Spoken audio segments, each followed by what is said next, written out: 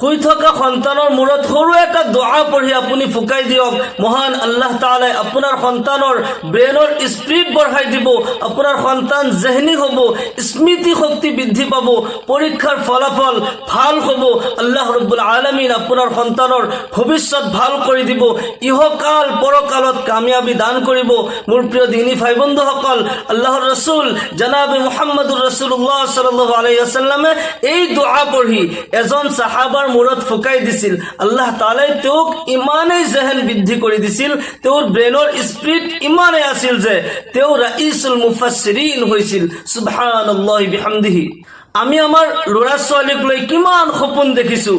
বহুত মা বাবাই সপোন দেখিছে, মোৰ সন্তান ডক্টৰ বনাম, মোৰ ল'ৰাটোক, মোৰ ছোৱালীজনীক মই ডক্টৰ বনাম, ইঞ্জিনিয়াৰ বনাম, IAS বনাম, IPS বনাম, চাইণ্টিষ্ট বনাম। আমি কিমান সপোন দেখোঁ আৰু সেইমতে আমি টকা পইচাও খৰচ কৰোঁ, মেহনত কৰোঁ। তাৰ পিছতো ল'ৰা ছোৱালী কামিয়াব নহয়, ব্ৰেইনৰ স্পিড কম হয়, জেহেন ভাল নহয়, স্মৃতি শক্তি নাই। পঢ়ে যদিও বহুত মেহনত কৰে, বহুত ল'ৰা ছোৱালী আছে বহুত কষ্ট কৰি পঢ়ে, মেহনত কৰে, কিন্তু পাহৰি যায়, মনত নাথাকে।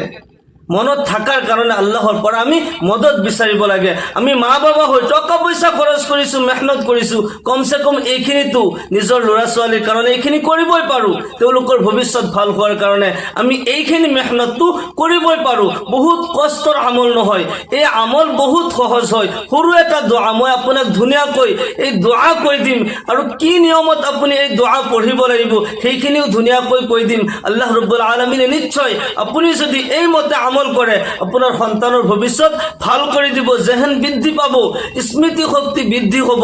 আপোনাৰ সন্তানে যি পঢ়ে, যি মেহনত কৰে, গোটেইখিনি মেহনত কামত লাগিব, সেইখিনি মনত থাকিব ইনশাআল্লাহ তাআলা।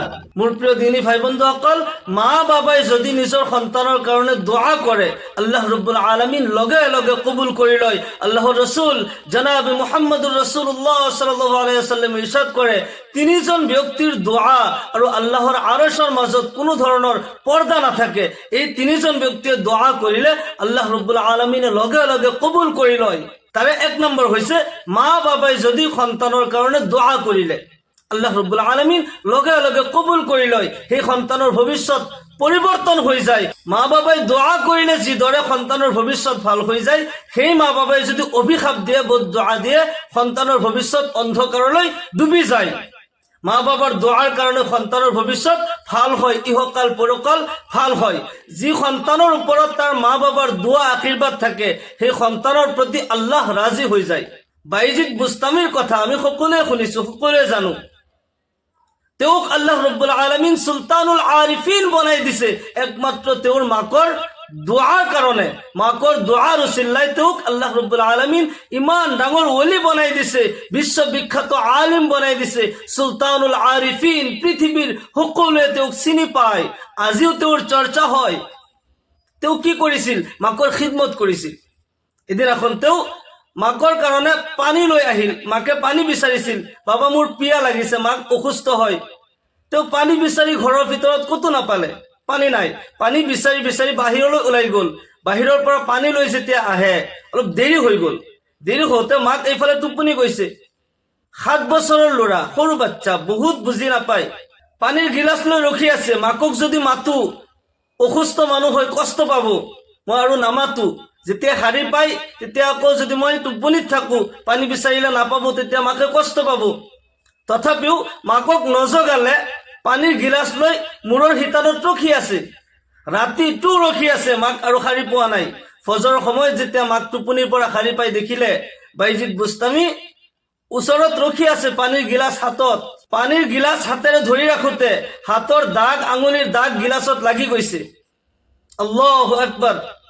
মাকে ক'লে, তোমাক মই পানী বিচাৰিছিলো বহুত ৰাতি, এতিয়ালৈকে তুমি ৰখিয়ে আছা? বাইজিদ বুস্তামী কয়, মা তুমি টোপনি গৈছিলা, মই তোমাক মাতিলে যদি কষ্ট পোৱা, আকৌ মই শুই যাম। তুমি যদি মোক মাতি আকৌ পানী নোপোৱা, মই যদি টোপনিত থাকো, তুমি কষ্ট পাবা, সেইকাৰণে মই ৰখি আছো। বাইজিদ বুস্তামীৰ মাতৃ সেইখিনি পানী খালে, পানী পান কৰি পুতেকৰ কাৰণে দোৱা কৰিলে, ইয়া আল্লাহ, মোৰ বেটাই মোৰ কাৰণে ইমান কষ্ট কৰিছে, গোটেই ৰাতি পানী লৈ ৰখি আছে, ইয়া আল্লাহ মোৰ সন্তানক তুমি সুলতানুল আৰিফিন বনাই দিয়া, বিশ্ববিখ্যাত আলিম বনাই দিয়া, তোমাৰ বন্ধু বনাই লোৱা। সেইকাৰণে আল্লাহ ৰাব্বুল আলামিন বাইজিদ বুস্তামিৰ মাকৰ দুৱাৰ বদৌলত তেওঁক আল্লাহ তাআলাই বিশ্ববিখ্যাত আলিম বনাইছে, সুলতানুল আৰিফিন লকব তেওঁ পাইছে। আল্লাহু আকবাৰ। সেইকাৰণে মা বাবাই ল'ৰা ছোৱালীৰ কাৰণে দোৱা কৰিব লাগে। দোৱা কৰিলে ভৱিষ্যত ভাল হয়। আৰু ল'ৰা ছোৱালীৰ দায়িত্ব হৈছে যিমান ল'ৰা ছোৱালী যিমানখিনি বুজি পায়, আমাৰ মা বাবাৰ পৰা আমি দোৱা ল'ব লাগে, আশীৰ্বাদ ল'ব লাগে, তেওঁলোকৰ মনত কষ্ট দিব নালাগে। কিন্তু এটা কথা আমি সকলোৱে মনত ৰাখিব লাগিব, কোনো মা বাবাই সহজত নিজৰ সন্তানক অভিশাপ নিদিয়ে, বদদুআ নিদিয়ে। মা বাবাই যদি সন্তানৰ পৰা কষ্ট পায়, উফ শব্দটো ব্যৱহাৰ কৰে, আল্লাহ তাআলাই সহ্য নকৰে, সেই সন্তানৰ ভৱিষ্যত ধ্বংস কৰি দিয়ে। আমি আমাৰ মা বাবাক আমি ৰাজি খুশি কৰিব লাগে, তেতিয়া আল্লাহ ৰাব্বুল আলামিন ৰাজি হৈ যায়। আৰু মা বাবাসকলে নিজৰ সন্তানৰ কাৰণে যেতিয়া দোৱা কৰিব, এক নম্বৰত মা বাবাই যদি সন্তানৰ কাৰণে দোৱা কৰে, সেই দোৱা আৰু আল্লাহৰ আৰশৰ মাজত কোনো ধৰণৰ পৰ্দা নাথাকে, আল্লাহ ৰাব্বুল আলামিন লগে লগে কবুল কৰে। দুই নম্বৰত মুছাফিৰৰ দোৱা, যিসকল মুছাফিৰ হয় তেওঁলোকে দোৱা কৰিলে আল্লাহ ৰাব্বুল আলামিন লগে লগে কবুল কৰে। তিনি নম্বৰত মজলুমৰ দোৱা, নিৰ্যাতিত মানুহ, যাক নেকি কোনোবাই কষ্ট দি আছে, এনে কষ্ট দি আছে, যিজনক কষ্ট দিয়া হৈ আছে সেইজন মজলুম হয়। মজলুমে যদি কষ্ট যিজনে দি আছে তেওঁৰ কাৰণে বদদুআ কৰে, অভিশাপ দিয়ে, আল্লাহ ৰাব্বুল আলামিন লগে লগে কবুল কৰি লয়। সেইকাৰণে মা বাবাই নিজৰ সন্তানৰ কাৰণে সদায় নেক দোৱা কৰিব লাগে, ভৱিষ্যত ভাল হোৱাৰ কাৰণে দোৱা কৰিব লাগে, তেতিয়া আল্লাহ ৰাব্বুল আলামিন সেই সন্তানৰ ভৱিষ্যত ভাল কৰি দিয়ে। আপুনি হয়তো আপোনাৰ সন্তানৰ কাৰণে বহুত টকা পইচা খৰচ কৰি আছে, বহুত মেহনত কৰি আছে, কিন্তু ল'ৰা ছোৱালীয়ে কিবা দুষ্টামি কৰাৰ লগে লগে আপুনি বদদুআ দিছে, অভিশাপ দিছে, তেতিয়াহ'লে আপোনাৰ সেই মেহনত, সেই টকা পইচা যি খৰচ কৰি আছে এইবোৰ বেকাৰ হৈ যাব। আপুনি যদি কথাই কথাই অভিশাপ দিয়ে, সেই সন্তানৰ ভৱিষ্যত ভাল নহয়, তাৰ ভৱিষ্যত অন্ধকাৰত ডুবি যাব, ক'ৰবাত হেৰাই যাব, ভৱিষ্যত ভাল নহয়। গতিকে মা বাবা হয় নিজৰ সন্তানৰ কাৰণে এইখিনি মেহনত কৰিব, এই দোৱা পঢ়ি সন্তানৰ মূৰত আপুনি ফুকাই দিব। এই হাদিছ আহিছে মুছনাদে আহমদ শৰীফত। হাদিছ হ'ল আল্লাহ ৰসুল জনাবে মুহাম্মদুৰ ৰাসূলুল্লাহ সাল্লাল্লাহু আলাইহি ওয়াসাল্লাম এদিনাখন বাথৰুমত সোমাইছিল ইস্তেঞ্জা কৰাৰ কাৰণে। ইস্তেঞ্জা কৰি যেতিয়া ওলাই আহিল, বাহিৰত দেখা পালে হযৰতে আব্দুল্লাহ ইবনে আব্বাস ৰাদিয়াল্লাহু তাআলা আনহু তেওঁ অজুৰ পানী লৈ ৰখি আছে। আল্লাহৰ নবী সাল্লাল্লাহু আলাইহি ওয়াসাল্লামে যেতিয়া উপযুক্ত সময়ত যেতিয়া অজুৰ পানীৰ প্ৰয়োজন, পানী লৈ ৰখি থকা দেখা পালে, সেই পানী দি অজু কৰিলে। আৰু আব্দুল্লাহ ইবনে আব্বাস রাদিয়াল্লাহু তাআলা আনহুর মুরত হাত রাখি নবী সাল্লাল্লাহু আলাইহি ওয়াসাল্লাম এই দোয়া পড়িলে। আল্লাহ রাব্বুল আলামিন এই দোয়ার বরকতত আব্দুল্লাহ ইবনে আব্বাস রাদিয়াল্লাহু তাআলা আনহু রাইসুল মুফাসসিরিন খিতাব দান করিলে। তেও রাইসুল মুফাসসিরিন হইছিল যিসকলে কোৰআনৰ ব্যাখ্যা কৰে। সকলো সাহাবাসকলতকৈ তেও ভালকৈ ব্যাখ্যা কৰিব পাৰিছিল। আজিও তফসিৰৰ বেছিভাগ কিতাপ চাব আব্দুল্লাহ ইবনে আব্বাস ৰাদিয়াল্লাহু তাআলা আনহুৰ তফসিৰ হয়। আপুনি যেতিয়া এই আমলখিনি কৰিব, আমল কৰাৰ পূৰ্বে ধুনীয়াকৈ অজু কৰি ল'ব। অজু নোহোৱাকৈ আমলখিনি কৰিব পাৰে, কিন্তু পবিত্ৰ হৈ লৈ অজু কৰি লৈ যদি আমল কৰে, আল্লাহ ৰাব্বুল আলামিনে বেছি পছন্দ কৰে, বেছি ভাল পায়। ইন্নাল্লাহা ইউহিব্বুত তাওয়াবিন ওয়া ইউহিব্বুল মুতাতাহহিৰিন। নিশ্চয় আল্লাহ ৰাব্বুল আলামিন তওবাকাৰীসকলক আৰু পবিত্ৰ হৈ থকা সকলক, যিসকলে পবিত্ৰতা অৰ্জন কৰে, তেওঁলোকক বেছি পছন্দ কৰে, বেছি ভাল পায়। সেইকাৰণে আপুনি ধুনীয়াকৈ অজু কৰি ল'ব।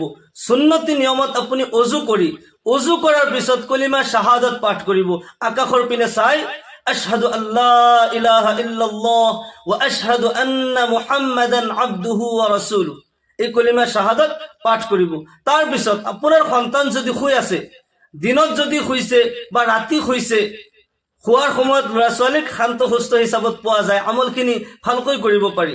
এনেই যদি শাৰী পাই আছে, বহি আছে বা থিয় হৈ আছে, তেনেকুৱা মুহূৰ্ততো আপুনি আমলখিনি কৰিব পাৰিব। কিন্তু বহুত ল'ৰা ছোৱালী স্থিৰ হৈ নাথাকে, এক জাগাত যে থাকিব আপুনি আমলখিনি কৰিব, বহুত ল'ৰা ছোৱালী সেইখিনি সুযোগ নিদিয়ে। সেইকাৰণে বেষ্ট টাইম হৈছে সি যেতিয়া শুয়ে, যেতিয়া টোপনি যায়, সেই সময়ত তাৰ মূৰত হাত ৰাখি আপুনি এই আমলখিনি কৰিব লাগিব। প্ৰথমতে 3 বাৰ দুৰুদ ইব্ৰাহিম পঢ়িব। দুৰুদ ইব্ৰাহিম মানে যেটো আমি নামাজত পঢ়ো, এই দুৰুদ শরীফ আপুনি পঢ়িব। আল্লাহুম্মা সাল্লি আলা মুহাম্মাদ ওয়া আলা আলি মুহাম্মাদ কামা সাল্লাইতা আলা ইব্রাহিম ওয়া আলা আলি ইব্রাহিম ইন্নাকা হামিদুম মাজিদ। اللهم بارك على محمد وعلى آل محمد كما باركت على إبراهيم وعلى آل إبراهيم إنك حميد مجيد। এই দুরূদ শরীফ আপনি 3 বার পড়িব। তার পিছত এই দোয়া পড়িব, আল্লাহুম্মা ফাক্কিহহু ফিদ্দীন ওয়া আল্লিমহু আত-তা'ওয়িল। আল্লাহুম্মা ফাক্কিহহু ফিদ্দীন ওয়া আল্লিমহু আত-তা'ওয়িল। আল্লাহুম্মা ফাক্কিহহু ফিদ্দীন ওয়া আল্লিমহু আত-তা'ওয়িল। এই দোয়া আপনি 11 বার পড়িব। প্রথমতে 3 বার দুরূদ শরীফ, তার পিছত 11 বার এই দোয়া পঢ়িব। প্রত্যেক বাৰতে দোয়া যেতিয়াই পঢ়িব, প্ৰত্যেক বাৰতে সন্তানৰ মূৰত আপুনি ফুক দিব। আপোনাৰ সোঁ হাত সন্তানৰ মূৰত ধুনীয়াকৈ এনেকুৱাকৈ ৰাখি ল'ব। দুৰূদ শৰীফটো প্ৰথমতে পঢ়িব, তাৰ পিছত দোয়া পঢ়াৰ আগতে হাত মূৰত ৰাখি ল'ব। হাত মূৰতে থাকিব। তেনে হাত মূৰত থকা অৱস্থাত আপুনি এই দোয়া পঢ়ি থাকিব। প্ৰত্যেক বাৰতে আপুনি ফুকাই দিব। এই আমল আপুনি কন্টিনিউ সদায় কৰিব, কোনো খদ নাই। আপুনি যিমান দিন পাৰে এই আমল কৰি যাব। আল্লাহ ৰব্বুল আলামিন এই দোৱাৰ বৰকতত আপোনাৰ সন্তানৰ স্মৃতি শক্তি বৃদ্ধি কৰি দিব, ব্ৰেইনৰ স্পীড বাঢ়িব। আপুনি আজিৰ পৰাই এই আমল আৰম্ভ কৰি দিয়ক। মা বাবাই সন্তানৰ কাৰণে দোৱা কৰিলে আল্লাহ ৰব্বুল আলামিনে নিশ্চয় শুনে, লগে লগে কবুল কৰে। টকা পইচা খৰচ কৰিছোঁ, মেহনত কৰিছোঁ, কমচে কম আল্লাহৰ পৰা অলপ মদত বিচাৰোঁ। আল্লাহ ৰব্বুল আলামিন যেহেন দানকাৰী হয়, ব্ৰেইনৰ স্পীড আল্লাহ তাআলাই দান কৰিব, আল্লাহ বঢ়াই দিব। আপোনাৰ সপোন বাস্তৱত ৰূপান্তৰ আল্লাহ ৰব্বুল আলামিনে কৰি দিব। আপোনাৰ সন্তানৰ ইহকাল পৰকালত আল্লাহ ৰব্বুল আলামিনে কামিয়াবি দান কৰিব। মহান আল্লাহ তাআলাই আমাৰ সকলোৰে ল'ৰা ছোৱালীক ভৱিষ্যত ভাল কৰক, সকলোৰে সপোনবোৰ বাস্তৱত ৰূপান্তৰ কৰি দিয়ক। আল্লাহ ৰব্বুল আলামিন সকলোকে ইহকাল পৰকালত কামিয়াবি দান কৰক। সকলোৱে কওক আল্লাহুম্মা আমিন। ওয়া আখিৰু দাওয়ানা আনিল হামদুলিল্লাহি ৰাব্বিল আলামিন। আসসালামু আলাইকুম ওয়া ৰাহমাতুল্লাহি ওয়া বাৰাকাতুহু।